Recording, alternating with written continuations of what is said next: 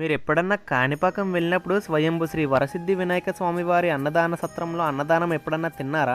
ఒకవేళ ఎవరు తినకపోతే ఈ వీడియోనైతే ఎండ్ దాకా అయితే చూడండి, నేను చెప్తాను. అలాగే అక్కడ అన్నప్రసాదం ఏం పెడతారో కూడా నేను క్లారిటీగా అయితే చెప్తాను మీకు ఈ వీడియోలోని. ముందుగా మనం ఆ స్వామివారిని దర్శనం చేసుకుంటానికి క్యూలో అయితే నుంచోవాలి. లైన్ చూడండి ఎంత పెద్దగా ఉందో లైన్. స్వామివారిని దర్శనం చేసుకున్న తర్వాత అయితే ఇంకా అన్నదాన సత్రం దగ్గరికి అయితే బయలుదేరాం. ఇక్కడైతే చూడండి, ఇక్కడ కూడా చాలా అంటే చాలా లైన్ ఉంది. ఇక్కడ నా మొబైల్ తో కొన్ని చోట్ల వీడియోలు తీస్తానికైతే లేదు, ఎందుకంటే మొబైల్ అయితే నాట్ అలౌడ్ అనమాట కొన్ని చోట్లకి. అలాగే మెయిన్ గా ఒక విషయం అయితే గుర్తు పెట్టుకోండి, అన్నదాన సత్రం లోపలికి వెళ్ళినప్పుడు అయితే మీ చేత ఫింగర్ ప్రింట్ అయితే ఎంచుకుంటారు, అప్పుడే మిమ్మల్ని లోపలికి అయితే పంపుతారనమాట.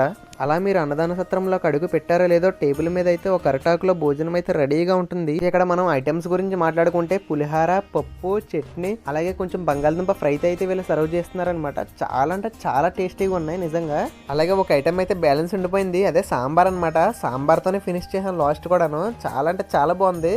నెక్స్ట్ బయటకు వచ్చిన తర్వాత మళ్ళీ ఆ స్వామివారికి అయితే దండం పెట్టుకుని తర్వాత అయితే అర్ధగిరి అయితే బయలుదేరు. నెక్స్ట్ వీడియో అర్ధగిరి గురించి అయితే చెప్తాను.